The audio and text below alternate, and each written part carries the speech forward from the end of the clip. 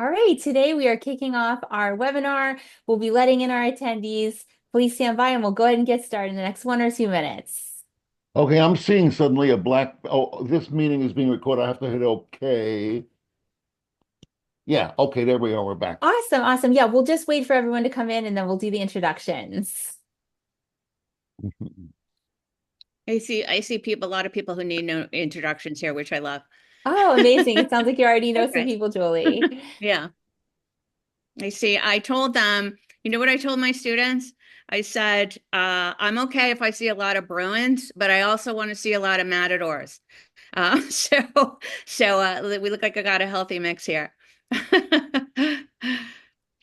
Fantastic. Well, everybody, thank you so much for joining today. My name is Kathy Berardi. I am the lucky moderator to this dynamic duo that we have with us today. Just in terms of kicking off, we are recording today's webinar, so it will be also on the online on social. So if you have any friends or colleagues who couldn't make it, definitely make sure to check out Richard Walter and Julie's Facebook pages. It will be posted there. In terms of kicking off for today, welcome to the live stream with humorist Richard Walter, whose latest novel Deadpan is satirical for sure, and Ann Sipos, whose latest novel Horrible Women, Wonderful Girls, a Jaycee Grayson novel, is also very much of the satirical heart, if you would. So, in terms of how we'll be working today, we were thinking that it would be best to do a 30-minute fireside chat where Richard and Julie will be sharing back and forth, their own background and how they use satire in writing and some tips for any writers in attendance who want to learn how to leverage satire in their writing, or if you just want to appreciate how satire drives story. We'll also be addressing those. Please feel free to put comments and questions in the chat. We will be having the fireside chat continuously with the fireside type dynamic conversation between Richard and Julie for the first 30 minutes. And then we'll be reviewing everything in the chat at the 30-minute mark and bringing up questions that people had. If everyone could stay muted throughout the webinar, that would be best. And we will have you unmute if you have a question or comment when we open it up to audience participation at the 30-minute mark. So I won't keep everyone waiting any longer. Let's go ahead and get started. So thank you so much again, everyone, for coming. Today we have these two incredible humorists, definitely needed in today's times, to discuss their novels and the importance of humor and satire in these chaotic times. Let's go ahead and get started with you, Julian. Could you share more about your background and your latest book? Yeah, so I wrote my first satire at a very humorous moment in my life, which was I was a journalist.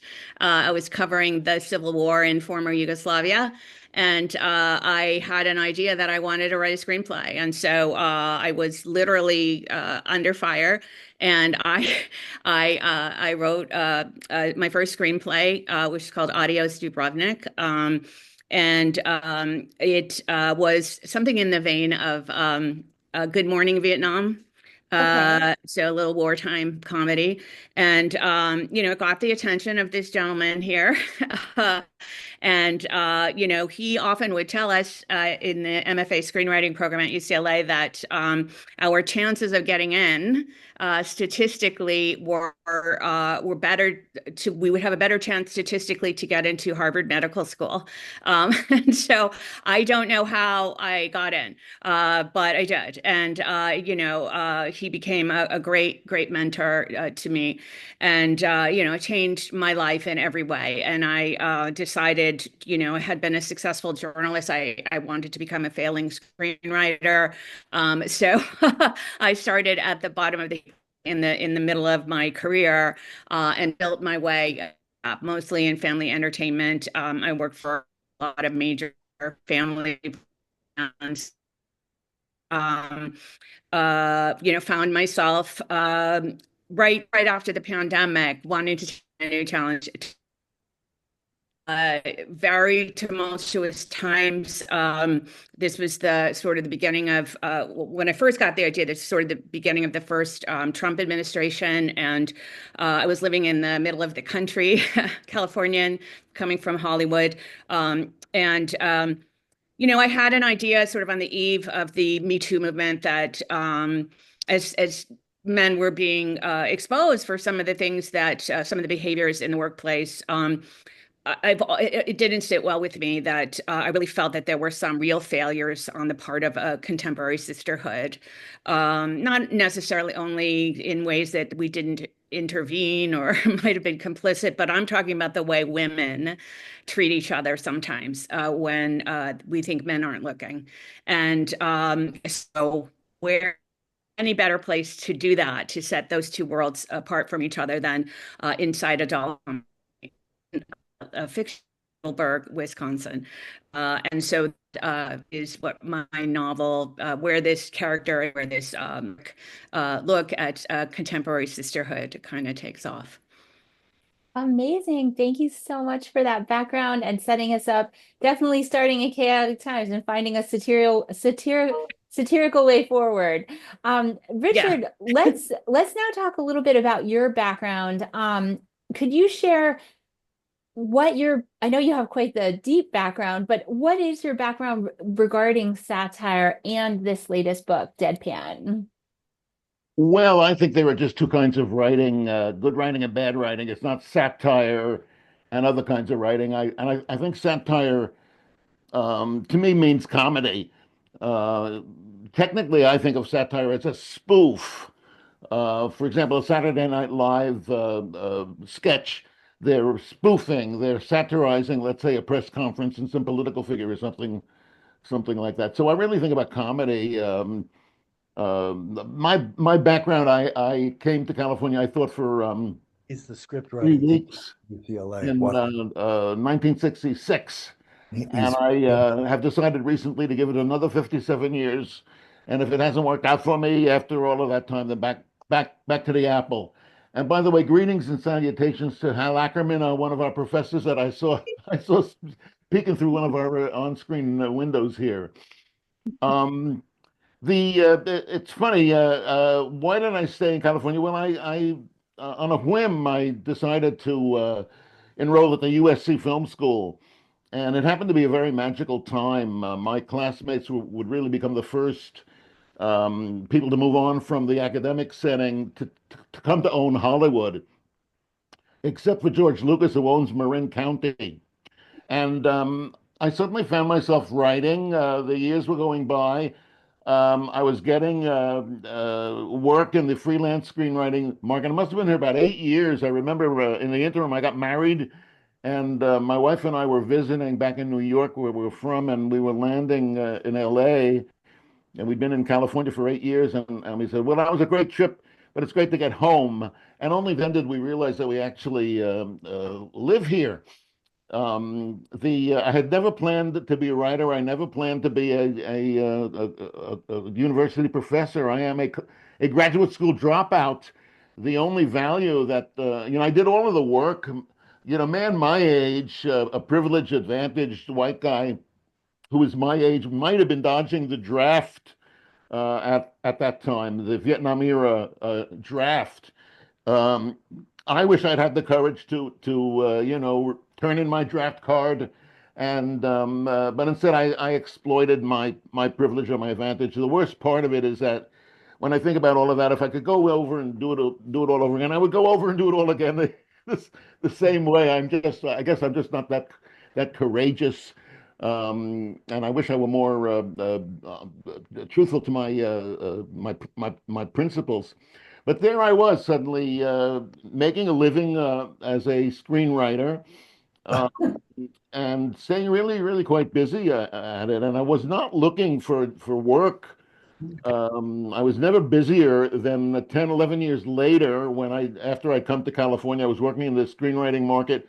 My first novel had come out, and I had sold the rights, the film rights to a major studio, and was hired to. Part of the deal was that I would get to write the adaptation, and you paid for that, of course. And I went semi. Richard, was that Escape from Film School? I'm sorry. Was your first novel Escape from Film School? No, my first novel, Escape from Film School, God bless you for mentioning it, is actually my second novel. Okay. My first novel was called Barry, is called Barry, and The Persuasions. And it's about a group of kids in New York City in the 50s. It's based very loosely on my own experience as an adolescent forming a doo-wop group in the late 50s and with a couple of friends, several friends, and trying to get a record deal and never succeeding. But we learned that to sing in harmony is to live in harmony. You know, it's a funny sidebar to that is that my classmate George Lucas, I was there at USC when George was a student there, and they call that the Lucas era. But George calls it the Walter era, astonishingly enough. Thanks for laughing. Just kidding, just kidding. Um, he actually did hire me. I am the uncredited writer of the first two drafts of American Graffiti. I'm not complaining. I was well paid for what I did. I got a lot of work as a result of it. But I did try to talk George out of American Graffiti and into Bearing the Persuasion. Who cares about your Gentile white bread cornflake Modesto? Let's do Jews, New York, doo-wop. And there's an old joke about Hollywood, which is how do you say fuck you in Hollywood? And the traditional punchline is trust me. But there's another way that you can say F you in Hollywood, which is we'll make that our next project after this project. You know, now, of course, which is what George said to me, but of course, he had no obligation to make my movie. I do take a dark pride in having attempted to talk him out of what became one of the most successful films ever in terms of what was spent on it and how much it earned. It cost $700,000 to make American Graffiti. You can even buy coffee for the drivers on Avatar for $700,000. So there I was, busy getting. I had become the go-to guy for adolescent lost innocence, rite of passage stories, and was finally doing my own the adaptation when I was at this party. I say reluctantly because I like smaller gatherings than big ones. And my wife thought we should go because the person throwing the party was influential and had been very generous to me in support of my career. And as I walked in the door, somebody said to me, "This is the guy I was telling you about." He said to somebody else and pointed at me. And suddenly I was being invited to join the faculty at UCLA. Yeah, I did not need the job, and yet I have come to feel. I look back at my life and I see that you're better off. And I think this is also true in the creation of dramatic narratives, for example, screenplays, novels. Not really knowing where you're going. I like to say, write an outline and then throw it away. Stay open to the surprises. And I really was surprised to see how much I loved being at UCLA and working with the creative writers like Julianne. When she was talking about how competitive it is, the upside for that is that we're working with really, really talented writers. My dad was a musician, and he also taught music for 40 years at Juilliard. Excuse me. And he used to say, if you worked with students of limited ability, limited talent, it's still expansive and affirming for the teacher. You're dealing with people who think creativity is important. They've got the courage to risk and stretch and take chances and stuff like that. But more better, if you're teaching artists, Dad would say, is to teach the best artists. And that's what we had at UCLA. It's really just ridiculous how successful they are. I think we have 11 or 13 pictures just written for Spielberg. I'm talking about on-screen credit for, with movies that made by Steven. It's really quite astonishing. Also, I'll tell you something else. You constantly hear about nepotism and how unfair Hollywood is. All of these writers, they had nothing going for them in terms of connections. All they had was really, really good screenplays. And I will tell you that a screenplay that starts off at the top of the beginning of the page one, and you read a little bit of that page, and you actually want to finish that page.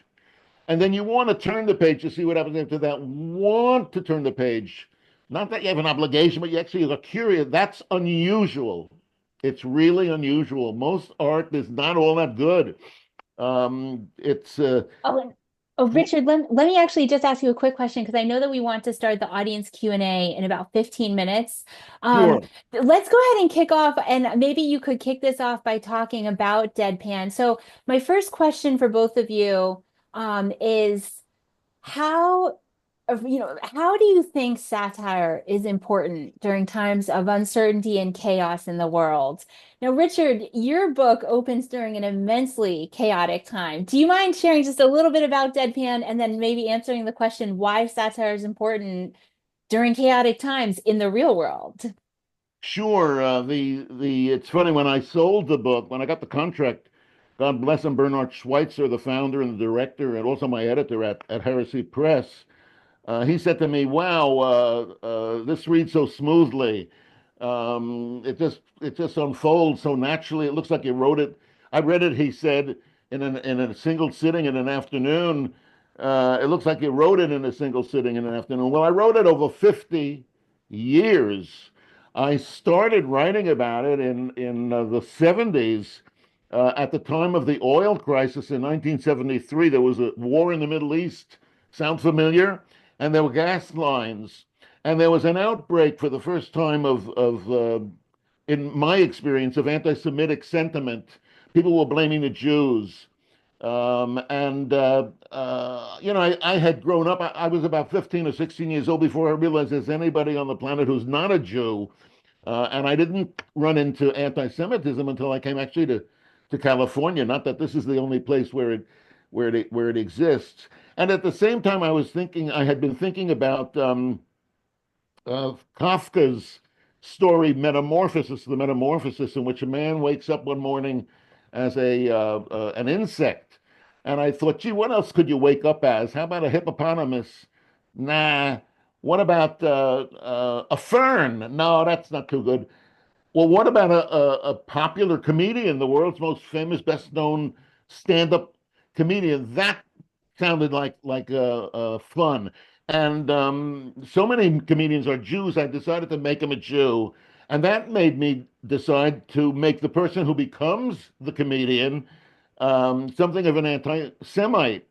So you have conflict. My old teacher at USC, Ronald Blacker, used to ask us the class to say, "Where do you need conflict in a screenplay?" And it's a one-word answer, and everybody had to say it at the same time. Everywhere. So you're not looking for agreement and comfort. That's a problem today.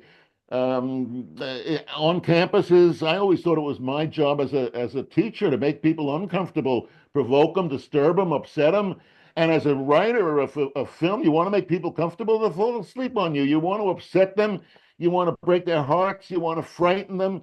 You want to enrage them. You want to make them feel something very intensely.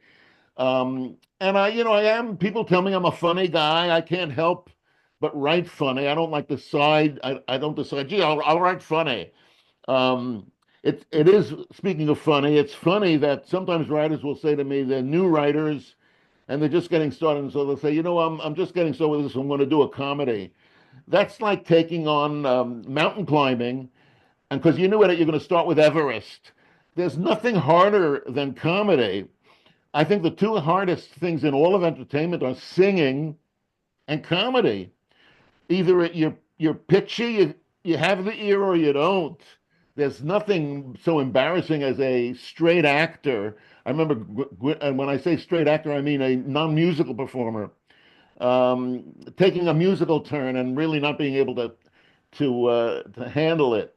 It's in tune or it isn't. Likewise, comedy, it's funny or it ain't. They laugh it or they don't. It's very, very demanding. And the challenge to me was to write something that was about a terribly dreadful, wretched, awful subject, which is racism, religious bigotry, hate speech, and be funny about it. People say, you think that's something to joke about?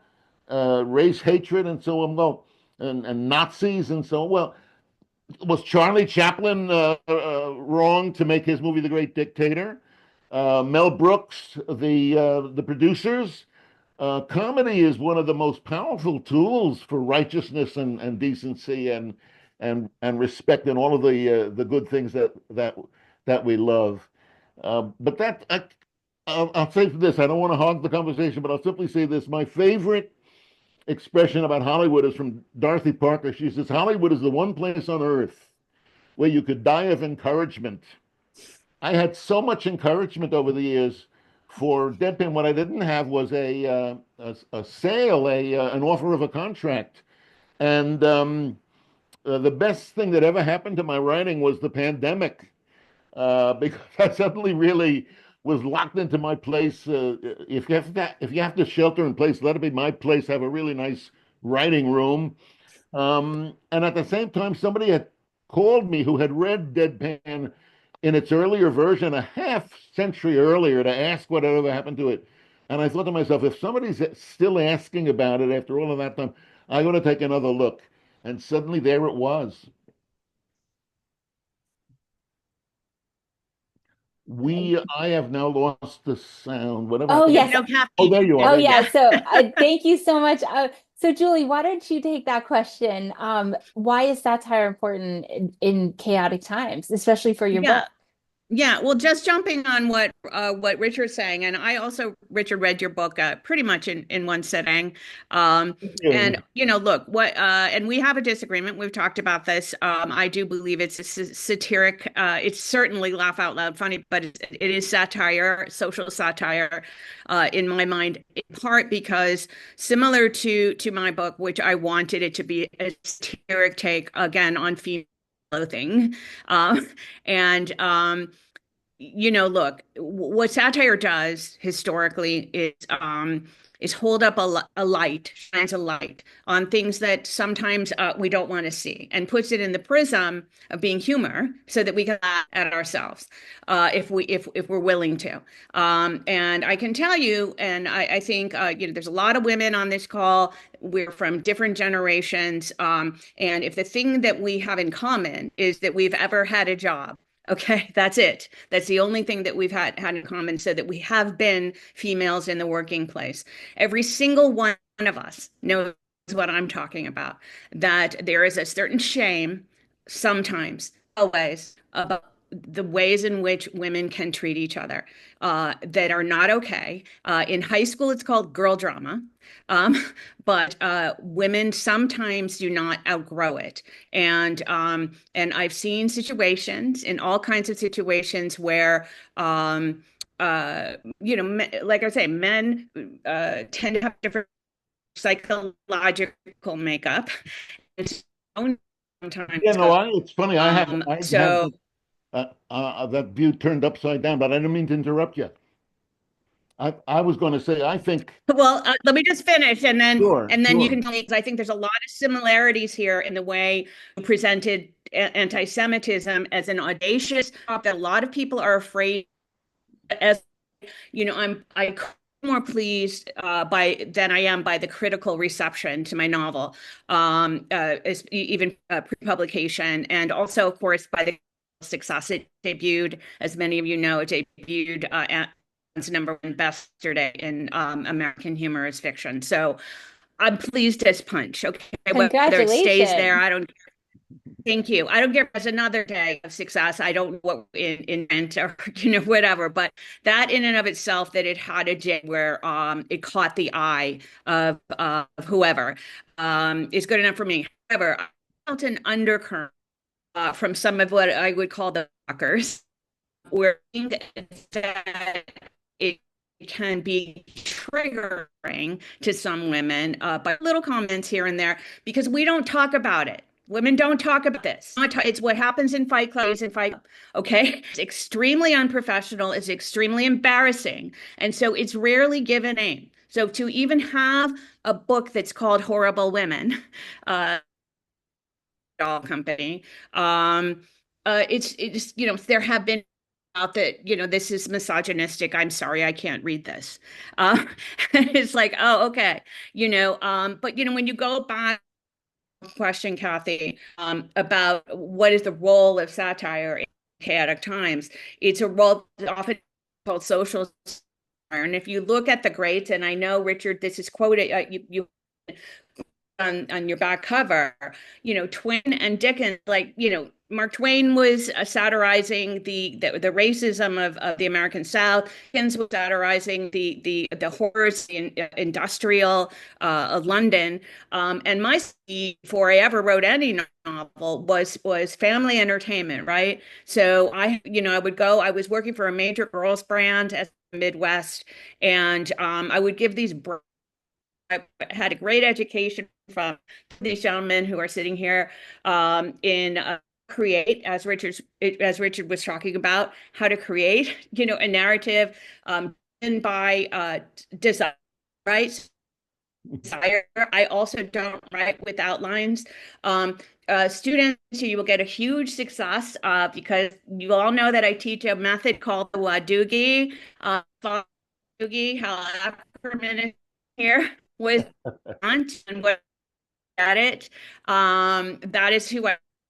So, this character Jaycee flees Me Too Hollywood, flees the patriarchy, flees every injustice that she's been forced to endure, for years, into what she thinks is going to be the warm arms of a sisterhood. And she never stops wanting that. And she never stops trying to get that.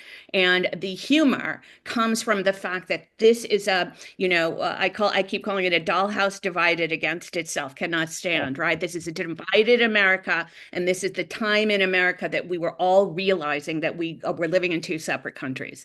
And so if we can hold, as a satirist, as a humorist, whatever you want to call it, if we can poke fun at it, call it what it is, be brave and audacious enough to give it a name. It's called Jew hating. It's called female self-loathing. Okay. It's called being horrible to another woman. Okay, because you can, because you have power over her, and because you have been subverted in the patriarchy. That's what it's called. Give it a name and then have some fun with it. And I don't have to worry about being funny because I just am. Either way, I never joke in my life. And I to speak at a book fair, and someone asked me, would you do a Q&A? Because I wrote in the first person in the character sheet that it's called Ask Jaycee, where you would do a Q&A in the voice of Jaycee. And I'm like, I don't have any other voice. So yeah, that's my improv training, whatever. Yes, we could do Ask Jaycee. So that's the role it has. And if people show up, whether they're men, whether they're women, and they want to take a look in the mirror and poke some fun at themselves, that's great. I also had another a large event, 300 women, and a fundraiser that I was going to do in a town that seemed to have some concerns that the narrative, this was before it was even published, might have too many similarities to some of them. And they wanted to parse out among themselves, the board members, and read and approve it before we went forward. That's called censorship. And that is incredibly offensive. And so I didn't do it. And I don't think it would have offended anyone, by the way, had I agreed to do that. But why would I do that? That's not going to happen. But somebody said, we're just wondering who the horrible women are. And my answer to that is always going to be, if you have to ask, it's you. So get a mirror. There's a term that I hope becomes one of those terms that takes off. I mean, from my mouth to God's ears. Jaycee refers to women who don't know how to act, who live in this particular town, as prairie Karens. And I've noticed a lot of the reviewers have picked that up. I want to get it on t-shirts, that kind of thing. And if prairie Karen, don't be a prairie Karen, I'm not a prairie Karen becomes a thing, oh my God. I might have to leave you, students. But yeah. So could I I actually don't know if that answers the question. No, actually it segues perfectly into our final question before we open it up to Q&A from the audience in the next 3 or 4 minutes. So maybe each of you can just give like a quick tip. What is your number one tip for using satire to drive the story forward? Not just satire for satire, but to drive a story forward. What tip do you have? Julie, if you want to go, and then Richard, then we'll open it up to audience Q&A. I'm going to answer the same way that I answered earlier, that I was trained by Richard, but in particular by Hal, to write from the hero or heroine's desire. And to in every organic moment, and also in an overarching way, to keep moving them forward what they want and what they're doing to get it. So in throwing those obstacles in front of them that they can't get it, that's where the humor comes from. And the more you know what you're sort of trying to say, I guess, that's probably, from a social perspective, that's where the satire came from. I was being interviewed yesterday and someone asked me what my favorite scene was to write. There are 22 different chapters in this book, and each one is named for and about a different woman, a different horrible woman, and sort of her journey, because it's set in a doll company, and each one of them is positioned as the doll if they were coming off the line with their jellos and whatever. And the interviewer was asking me what was my favorite moment or scene to write. And my favorite scene to write was Jaycee is called into HR and she's about to be fired for illegal drug use or she doesn't have a prescription for on the job. So she pulls out of her back pocket some suspicions and accusations towards the HR. She thinks because she's a screenwriter and she knows what a story is, that she can construct this story on the fly, and that conduct a dialogue based on the Watuki with this woman, and that she will confess almost. So it's sort of a good cop, bad cop kind of thing. But the woman at that very moment in time has just returned from maternity leave, and she is wearing a self-milking Playtex bra that goes off. And it starts to milk her. And so the conversation is so heated that there is great risk that this mother's milk could turn into some type of a cheese. And, we are in Wisconsin. And there is, sort of, Jaycee is not a mother. She's 40 years old. She doesn't have a mother. She doesn't really understand any of this part of what being a woman is about. And so, again, this is a woman who went there looking for, wanting, desiring sisterhood. So in every moment, if you can remember that, the satire will write and the comedy will write itself. So that was my favorite scene. Well, first of all, thanks for the very comedic visuals. It's a fun one. I'd love an actress to be able to do it. That woman in HR, by the way, is an identical twin with the woman who runs the president of the company. And what a fun role for an actress, if anyone knows one. Sounds to be so. Well, we'll open it up to audience Q&A after this final answer from Richard. Richard, what is one tip you have to use satire to drive the story forward? Well, my tip would be don't try to do that. Don't try to think about separate things and just tell your story as best you can. And you know what? Some of it is going to work out. Some of it won't. Then listen carefully now. Throw away the stuff that doesn't work. I remember talking to my old friend Field, now deceased, rest his soul. And I was saying to him, maturing as a writer means not merely learning to throw away, but learning to love to throw away. You got to get rid of the stuff that's not working. It's so easy to know what to do to succeed as a screenwriter. First of all, you have to recognize that it's just sight and sound. A screenplay is an elaborate report of just two kinds of information: what we see and what we hear. And from the point of view of the writer, it's what we hear is mainly dialogue. You will succeed in it doesn't matter what the genre is, the so-called genre, if every single sight and every single sound palpably, measurably moves the story, identifiably moves the story forward. That will engage the people who are watching, and who are reading. So if it's so easy to understand, why doesn't everybody do that? Well, I didn't say it's easy to do. I said it's easy to understand. To do is the hardest thing in the world. Now we have a mailman here in our neighborhood, and he just retired, and we had a party for him. The neighbors put on a little celebration for him. Isn't it harder to walk up and down the streets and give mail, put the right mail in the box and so and then to sit in a room and just make up stuff and to fantasize and hope that people will pay attention and even pay you for the privilege of paying attention. Well, here's what I want the mailman to do. I want him to try that. Doesn't have to succeed at it. I just want him to take 3 hours a day.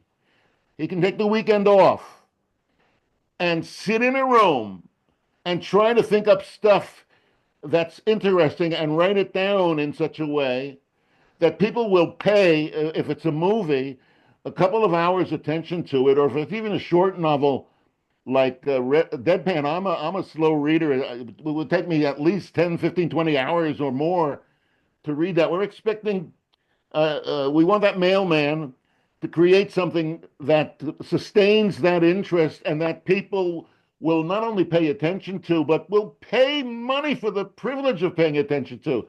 Okay, I got a screenplay keep. It's going to make $1 million. Got a $1 million. It is.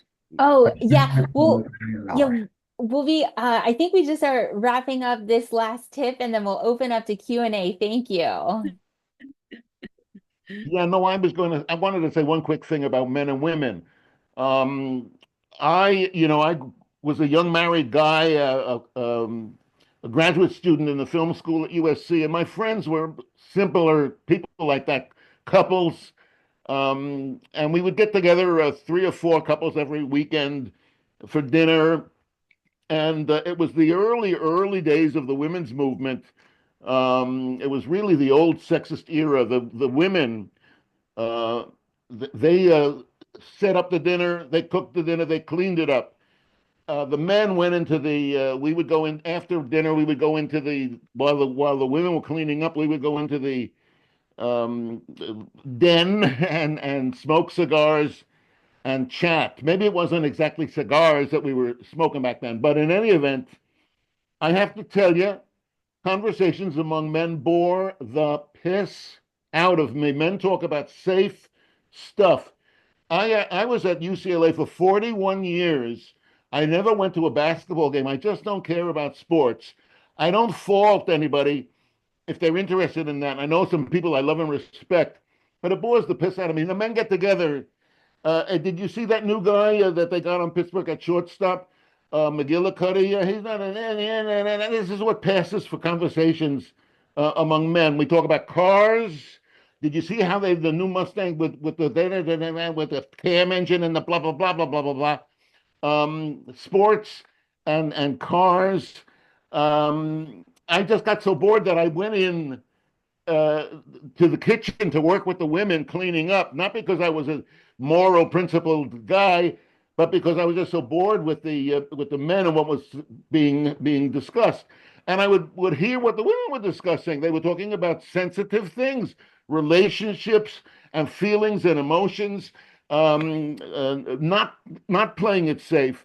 I believe my wife and her close women friends know much more about each other's intimate lives than I and my close pals. And to that extent, I think that women have a leg up over men. Maybe that's not a good metaphor, but in terms of writing, because what's writing about? It's about relationships. It's about conflicts between relationships. You look at all of the great classics; they're always family stories. People who get along and who don't get along. The Godfather, what is that? It's a story about these brothers, how they get along, how they don't get along. And I think that it comes more easily to women. Perhaps there's biology as part of it, but I think culturally it's a big part of it. And let me simply mention one more thing about this. I have a good old friend who was a classmate of mine in college, undergraduate, who's become a very, very famous and distinguished professor of linguistics at Georgetown in D.C. Her name is Deborah Tannen, and she specializes in everyday speech. Her first book about couples talking, it was called "You Don't Understand." Um, it was on the New York Times bestseller list for 4 years, over a year at number one. And Deborah has written about man talk, woman talk, daughter talk, mother talk, and so on. And she says that women engage in what she calls rapport talk, and men in what she calls report talk. Women are trying to feel each other out and support each other. That's the impression that I have. And men are just reporting their achievements and their accomplishments to each other. And I think that works really against I writing. have to jump in here, Richard. Please I know you do. want to open it to, I know you want to open it to a Q&A, but before we do that, I completely agree with everything you're saying. Okay. I've given this not only a lot of thought, but written about it, studied about it, and I speak to my students about it a lot. Women shoot each other and ourselves in the foot, and I've seen it happen. Um, and that is why, despite what you're saying, we are historic employed in this industry. We have not kept pace with other industries like law and medicine. And we rate statistics from the Writers Guild. For example, underemployment of women has not changed ever in the history of our industry. For the reason this is what my book is really about thematically, is that we make terrible mentors for each other, and that when women do get into positions of power, for example, and I've seen this repeatedly, where a woman executive could hire a woman writer for that reason. I have literally seen another woman throw another woman under the bus in favor, and articulate like, yes, we could give her this because she would be good at the touchy-feely family scenes, but we'll have to bring in a guy to write the action. This is before the woman has opened her mouth or put a piece of paper to pencil. Okay. Someone who deals with this quite a bit, and two people. Cheryl Sandberg is doing good work at sort of and Gina entertaining good work researching.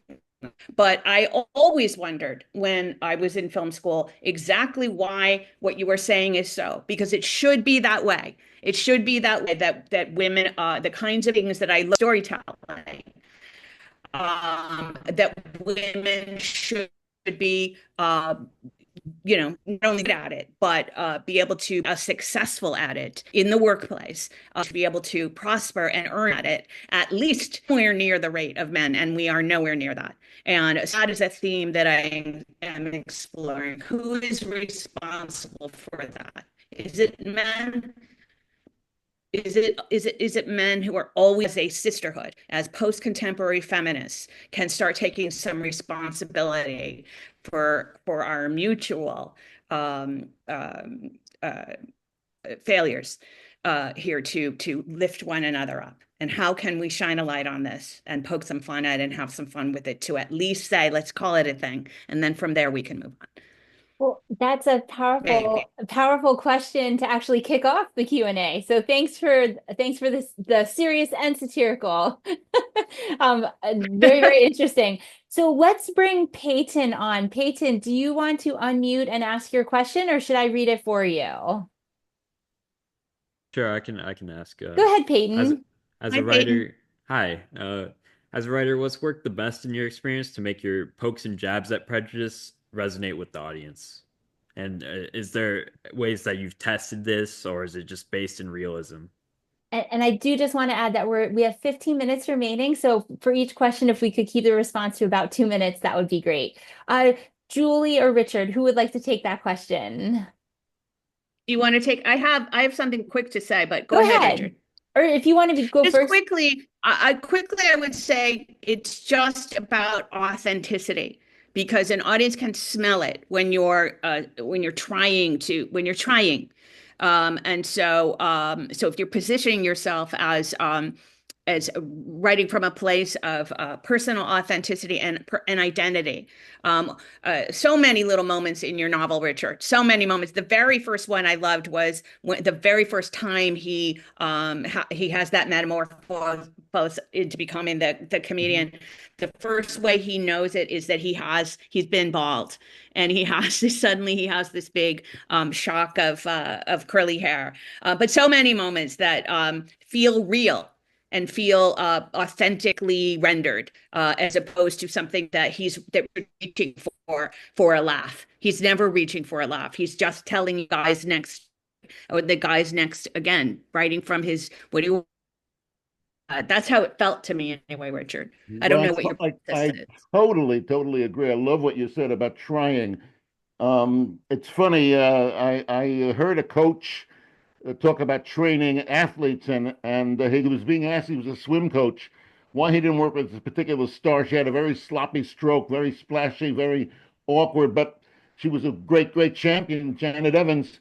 The one thing she got was she went fast. The water boiled all around her. And the reporter asked the coach why he didn't work with her on the stroke. And the coach said, and I think this is great advice for parents raising children and artists the teachers teaching artists. He said the first job is showing the way, and the second job is getting out of the way. And I think that writers get in our own way when we try. I can't tell you how many times I sat in my office at UCLA with a writer who was having trouble with a script, and as Julianne knows, and Hal knows, and Kathy knows, that we were not a school of hard knocks, whiplash kind of place. We were very loving, supportive group, and the writer would say to me, "Well, what I'm trying to do here is blah blah." I said, "That's the problem. You got to stop trying. You're trying too hard. The minute you try to make a point or send some kind of a message, you are doomed." Doomed. And why is that? It's because you're getting intellectual. You're starting to think. Intellect, thinking, Lecture. the head, very important, but not in the place for that is not in art, certainly not in narrative creation. That's where it's all about feeling. All about feeling. If you can make people, and you don't have to make people feel good, scare them, enrage them, make them weep. If you walk past the movie theater and everybody walked out and had just ended it all sobbing, weeping, would you say, "Oh, I don't want to see it"? No, you would immediately get in line to see that. So that's what I would say to Peyton, which is don't try to figure out a way to use satire. Just tell the story as best you can and recognize that it's only going to come out so. Try to make it less awful. And when you can't make it any less awful, put it out there. I never knew any successful artist who was satisfied with the way anything ever came out. Interesting. Well, let's go to the next question. Sorry, I don't have the name here. It's just MacBook Pro 2018. I love the satirical Zoom name. On this premise about the difference, that does anyone who asked that question want to unmute and ask that? Yeah, I'm here. Hello. Hello. Go ahead and share your name. My name's Eve. It's Hi. so good.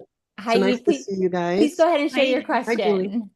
Okay, so on the premise that Richard posited about the difference between what men and what women talk about, reporting, I think he said, versus rapport, is there a difference between the kind of humor that appeals to men and to women?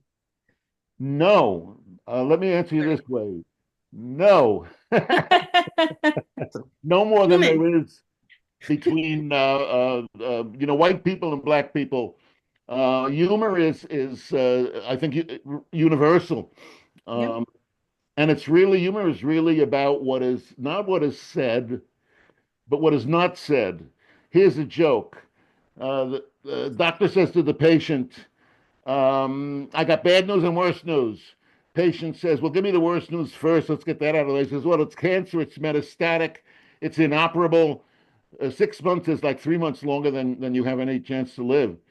So the patient says, "Oh my God. And what's the news? It's just bad news." He says, "Well, we've also diagnosed dementia. You have Alzheimer's disease." So the guy says, "Oh, wow." And then he says, "Well, at least I don't have cancer." Say, now why do people laugh at that? What's funny about cancer and the dementia? Why do we laugh at that? Well, we laugh because we're humans and there's a tension and a stress that builds up when we don't get something. That's the text that's spoken. Then we understand underneath it, and there's a release, a relief. There's a letting go of pressure, and that's where the laughter comes from. The patient says to the doctor, "How much time have I got?" And the doctor says, 10. The patient says, "10 what?" The doctor says, 9. See that? If I add in, and now you're thinking, what is it? Oh, no, I get it. It's a countdown. You could go on for a million years about what was meant by that little bit of language. And that's what you got to do, not the other way around. Lots and lots of language to say some small thing, but the other way around. The best thing of all is silence. I just saw an interview with Keith Richards, and he was saying that the music is the canvas is like silence, and you throw up sound upon it. And the biggest mistake that you can make is to cover the whole canvas. That the real music plays in the silences. True. And that is why, just quickly adding on to that, I was just telling my students last night, this is why I am unconcerned about AI and how that is going to impact us as writers or creative people, that stories from the beginning of time are about a shared need that is human. To share with each other, and humor, of course, is part of that. And so, men, women, as Richard said, races, religions, or whatever, we are human, and we have a deep need as part of humans to share our stories and our human experiences together. And it goes back to writing those caveman stories about getting the biggest buffalo on the wall, to just the ways in which people told stories. And as long as technology keeps dreaming of this for us to tell them upon, those are just vessels for human stories, but they're not going to replace that humanity that Richard's talking about. I agree humor, with you. even more so. I'm not afraid of AI. I am not afraid of AI. Neither, not even a little. I'm quite shocked I wish I had more time to work with the newer writers on the implications of it and how we can use it to our advantage, because they are very concerned about it, and I don't think they should be. But that's a whole other topic. Well, I think it could be a wonderful tool, a wonderful new tool for writers. Yeah, to stuff that we don't need to do, the minutia, but not the sharing of stories. That's human, and I'm not, like I said, I'm not worried about it. Well, we actually have a question about screenwriting now. So I think this is a great segue. So we'll do this question and then wrap up, or one more question at the very most. But Grace, do you want to unmute and ask your question? Sure. Hi, Richard and Julie. Great webinar. There's a echo. So I'm going to go off my. Is there an echo for you too? Yeah. Yeah, but we can hear you. We can hear you. Go ahead. Oh, you can? It's fine now. Go ahead. Okay. Thank you, guys. This is a great webinar. Lots of really great information. I'm going to kind of ask a practical question. And it's maybe more for Richard, but either one of you. Considering all the online sites where writers can now upload their screenplays for producers, what do you think is the most practical and realistic way for a writer to get a screenplay read by someone who could give it like an educated read, not the intern, which may be okay, because if she wants to get to page 2, I mean, she's the audience. Does it remain starting with an agent? A really smart query letter, and the patience to and the understanding that it doesn't matter how many people turn it down, you just need one person to get it. I had in my earliest classes, there was a writer, Greg Wyden, and he wrote a script called he called it Clan of One. It became the movie Highlander, a whole franchise. Oh, wow. And I remember I read the first few lines of it and I thought, that's it. I'm putting my pen down. I'm just going to enjoy this. This is so good. And by the time I was halfway through it, I was on the line to an agent, referring it to the agent. The agent, very powerful agent, got back to me immediately and said he really likes this guy's writing, but it's not his kind of script. He's an old man and he does an action adventure, blah, blah, blah, blah, blah, blah, blah. So Greg, on his own, sent out a number of query letters, and all he said about the first thing he said was, I'm a member of the screenwriting program at UCLA. That's not a bad thing to say. If you can't say that, try to think of something about yourself that's intriguing and nice, but quick, short. Then all he said about the script was, he says, I've written an action adventure screenplay called Clan of One at the time, which is set in contemporary Washington, D.C., which is where he had originally put it, and 9th century Scotland. That's all he said. How could you not be curious to know more about that? The writer screw themselves up by writing too much. If you enclose a synopsis, that's what they're going to read. Do you want to be judged on the basis of a synopsis? You're trying to get them to read the script. So you have to, right. It's funny, a writer was saying the other day, I ran into a writer who said to me, it's already been an eternity since she submitted this script to this agent who agreed to read it and has not yet responded. It's been over 3 weeks. I said, well, wait a minute, that's no time at all. She said, well, I guess I'm just no good with this patience thing, being patient. Oh, I'm great with patience. I love everybody else in the world. They just love to be patient about things, to wait around to hear. And so, listen, if you take this on, you got to be a little crazy, and you have to expect that it will not flow reasonably and rationally and logically. I mentioned before that my father was a musician. He was very, very successful, primarily a performing player at NBC with Toscanini for 15 years, at the New York City Ballet for 40 years, also on the Tonight Show band, if you can believe it or not. And what was he doing? He was dragging horsehair. That's what the bow is made out of. Across what? Sheep gut. That's what the bass strings are made out of. And what if somebody said to him, why are you doing that? And he said, well, because it'll make a noise. And that noise is so beautiful. People will pay money for the privilege of coming into a chamber to hear people doing that. What I'm trying to say is art's not smart. It's dumb. And I've seen, we were talking about how great UCLA is. I've seen writers sometimes outsmart themselves. Too much intellectualizing, too much thinking, too much needing to know in advance what's going to happen, which is so the query letter is to agents. Like if you're trying to get an agent, these query letters you're saying are the agents, and probably the online stuff. Do you have anything to add about the online stuff? Like if you think it's just a black hole, or I've had friends who got stuff picked up from the online stuff, but I do wonder if it's worth paying the monthly. They uploaded a script to a portal and it was purchased? Yeah. I believe the blacklist. Katie. The blacklist is a good way to go.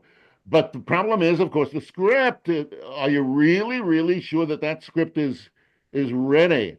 And, right. That's the key. Yeah. And people just generally hand their stuff off too soon.